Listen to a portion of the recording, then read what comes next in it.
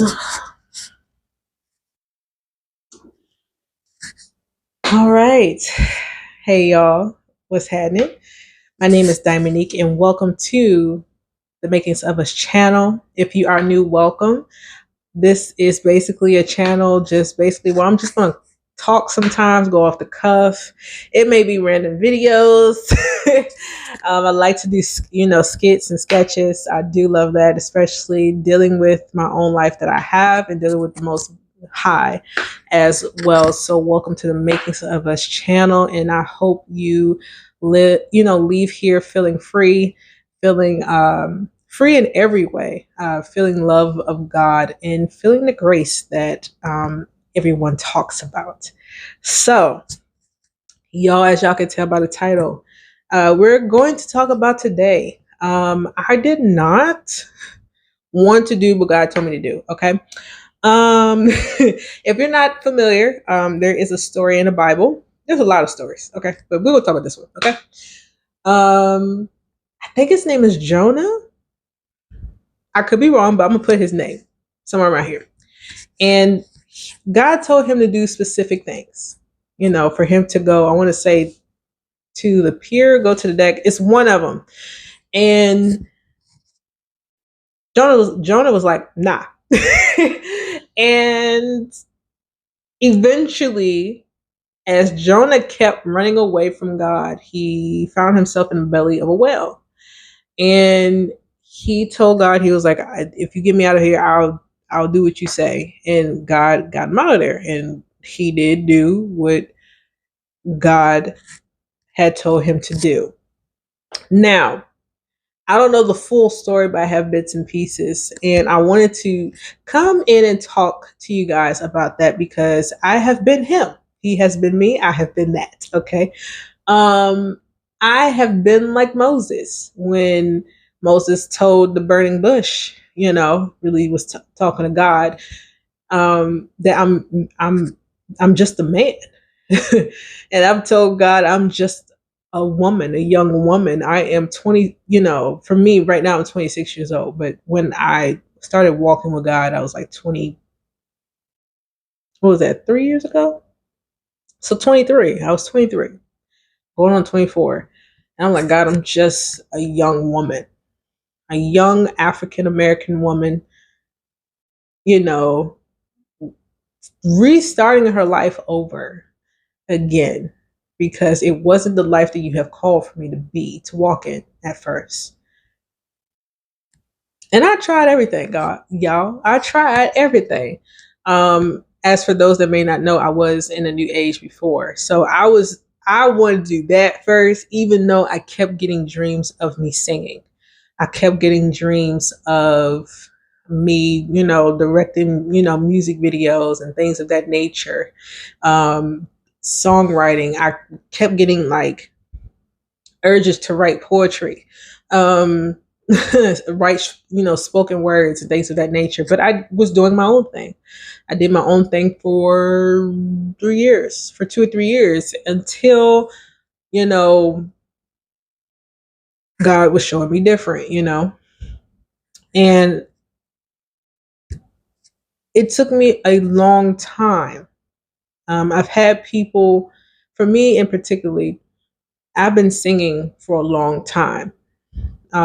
Truly, people did not know that I had a voice until I had my first Usher's Confessions album. As a 9-year-old, I didn't need that album, especially with the songs that he was singing in there. Okay, all right, do it to me.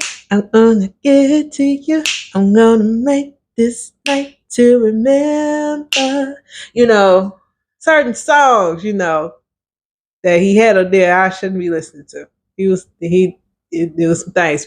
Anyways, people didn't know until that album. I used to be in that room with that album, singing front to back to front, trying to hit the notes that I heard. So, with that being stated, so singing has always been around me. I've always really enjoyed singing, praise dancing, things of that nature. I never got a chance to praise dance. I will one day, but it's never too late. I I always loved the choir singing because I was raised in church. My mother made sure I was in the church with her every Sunday. Um, and occasionally Bible study Wednesdays. Okay, I was in Bible school as well. I wasn't really soaking in anything. I mean, I'm gonna be honest with you, I was bored. I'm being honest. I'm being honest.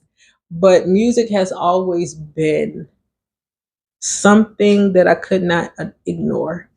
The arts was something that I could not ignore. I was always around singers, songwriters, artists.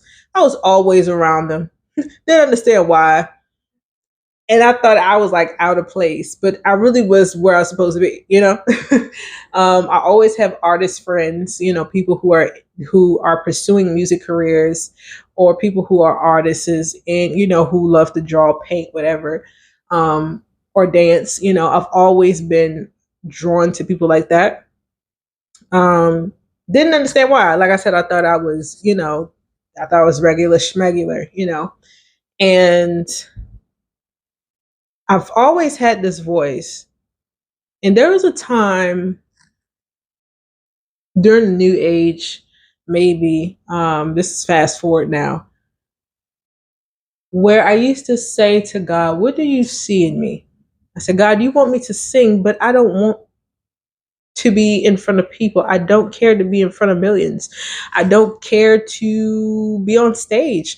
Okay, God, you want me to write? I can't stand writing. I can't. And I was in a career that required writing. I was an electrical engineering designer. So I have my associates in electrical engineering technology with the specialization of electrical engineering. So have the degree and everything. And here God wants me to be something that I honestly am afraid to be. And I used to tell God, why not take this away? I don't want to use it for that. I want to use it for me. Take the voice away, God. I want it to. If I don't want to do that. I was like Jonah. I didn't want to do it. I ran. I ran from God. I did everything and then some until I started to have an understanding that nothing that I was doing was working. Nothing. Nothing at all. Nothing. Nothing. Just trying to do it my way. Nothing. Met with a head-on collision to every brick wall that it was. Okay. And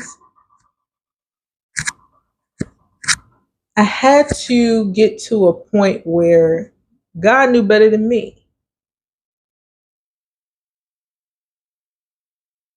I didn't care to share my voice because there was a lot of thoughts in my head, mainly of the enemy. Mainly, I was my own worst critic. And also, like, little side note, I used to watch, VH1 Behind the Music and Unsung off of TV1. And I was like, God, you want me to be in the music industry? You want me to be in the music? Like, what? Don't you see what happened to these people? Some of these people didn't make it. Some of these people barely got out alive. Some of these people were shunned in the music industry. And it's like, God, you want me to go in here? Why you want me to go in here, God? Huh? Why you want me to go in here? That's not something I wanted to do. And it really, even though I always had an interest in this, it didn't really register to me of something that wanted to be done. And people used to tell me that I should have, gone into the music industry. I should have had background in music. I should have had this stuff. I was forced to go to chorus. I had to have chorus. I didn't want to have chorus. I didn't want to do none of that stuff. But I had to do it, so I can get it over with and so I can graduate. So and it was an easy class. You can get up, sing, sit down, take some quizzes, and boom, get A. um, but I've been in the belly of the well a lot of times until I was like, God, get me out of this. I'll do what you need. And not too long ago, I was like, God, I want to sing. And it was a mighty turnaround. God never took away my voice, even though the enemy may want my voice to be quiet, shunned. God is like, I want you to sing. I want you to use your voice. Your voice has meaning. Everybody's voice has meaning. We may not think of that. We may not know that. There is a reason why. There's a Bible verse that says death and life is in the power of the tongue. Um, Apparently, I have life in my tongue. And I'm here to say, for those that may have a gift, it doesn't have to be singing. You may not think you're ready. You may not think you have it all together. You may not even think you good. Other people may come and talk about you, tell you, your dreams of being in the music industry or your dreams of artistry is foolish. You can't even sing, you can't even draw, you can't even, like, your stuff is whack. Like, they'll try to boo you off the stage, like this is a showtime at the Apollo, and like they do tap dancing in their Nikes, trying to tap dance you off the stage. And for me, that's how I realized I knew I was onto something, because I was meeting opposition. It was a different type of opposition. I wasn't meeting or hitting brick walls. I was hitting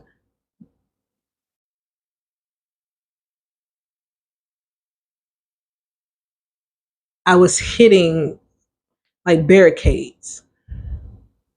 And I started to realize there's a difference between hitting brick walls and hitting barricades, or hitting something that is like a little bump in the road. There were certain things that God had to show me, that you're made for this and you're called for this. I didn't call the qualified. He qualifies the call, who are called. So for those that have gifts and talents, and this verse always, I think it's in Mark or Matthew, but this is the talent parable. Let me look it up, because somebody may need that. I'm back, y'all. So the parables of the talents is Matthew chapter 25, verses 14 through 30. And basically this scripture 14 through 30 talks about a master who gives 3 men talents. He gives one man 5 talents. The second man, he gives him 3.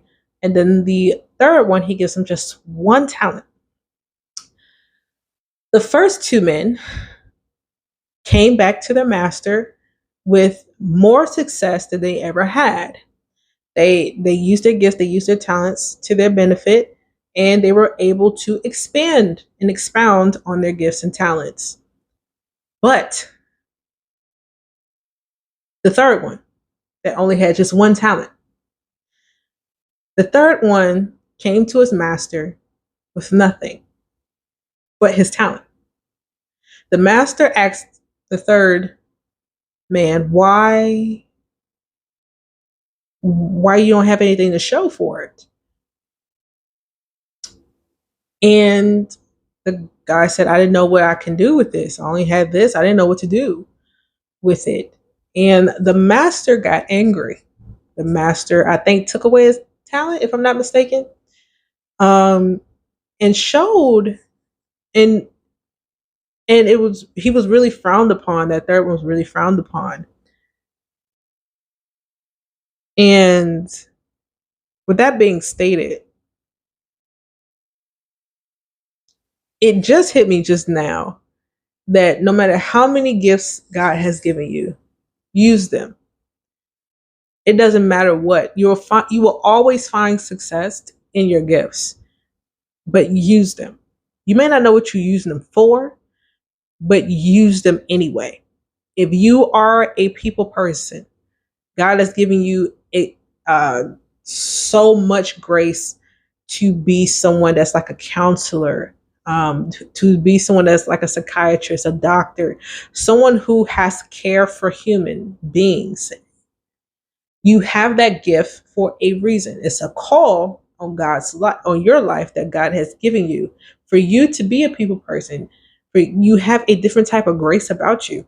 You have a different type of set of patience when it comes to you, because God has something. He's calling you to do something, whether it's ministry, whether it's something. You're going to be dealing with people. As far as those who are drawing have art, you're drawing art not just for yourself, but you're drawing art for the Most High. Your pictures, your artistry, your things is going to be the closest thing that some people may get to seeing God. Same thing with singers, songwriters.